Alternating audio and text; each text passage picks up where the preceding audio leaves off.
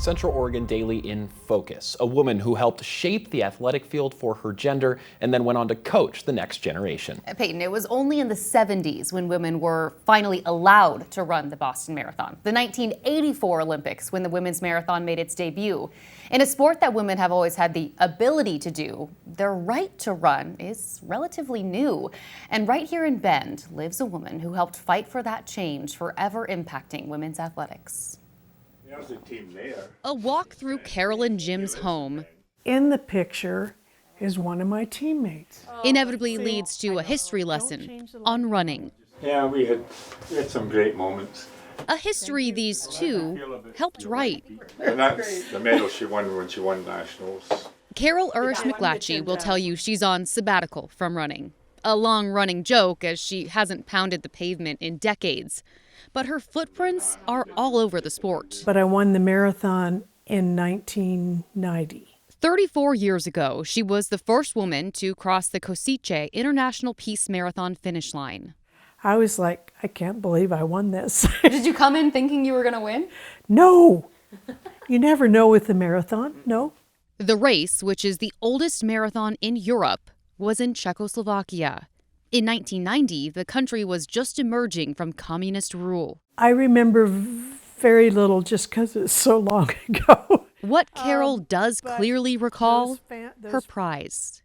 It had a burgundy fabric headboard. It's all built, headboard, bottom, drawers, which is the first bed I'd seen like that. I thought, that's pretty cool.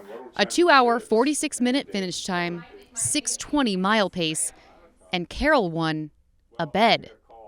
The top man got a car. They took me to the department store, who obviously had donated it to show it to me. And did you bring it home? No. We went back to the marathon office and negotiated a price for the bed. Nice. I think it was 300 German marks. That's about $150. Women's competitive running was still new, and so was Carol's fight for equality in a sport where men were running all over them. Just 6 years earlier, in 1984, the women's marathon became an Olympic sport. Carol competed in the trials. An accomplishment in itself, and then there were her competitors. There were a couple of them that they were training together, doing lots of intervals, and they must have gotten like a 4-minute rest. And they both were over changing diapers on their kids and then back on the track for the next interval. So talk about tough. As the race approached and Olympic planners suggested running the men's and women's trials together. But I knew darn fine that who would get the most attention and media coverage, just saying, knowing USA Track and Field, that it'd be the men. So we started fighting to have our own trials. She and the other women succeeded in separating themselves from the men. She'd continue that equality work through USA Track and Field, the governing body for distance running, and then instill her life lessons in the newest generation of endurance athletes, becoming a coach at Summit High School, along with Jim, in 2008. I mean, the kids don't understand there were no programs yet. Carol wasn't on a team in high school or college because there were none. She and Jim would start a historic reign at Summit, helping accomplish something never before done in Oregon. 15 straight state championships for the girls.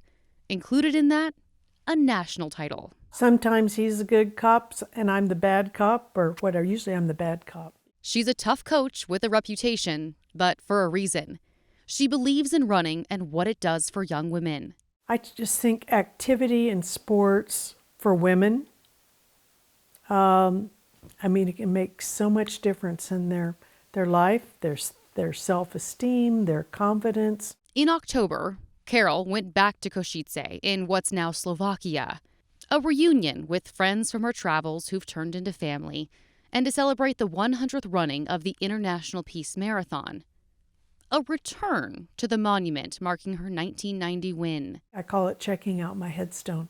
And a rewind on her life, where she didn't run from a challenge. Plus, she sleeps better at night, knowing the prize for the centennial celebration, 20,000 euros for both the top male and female.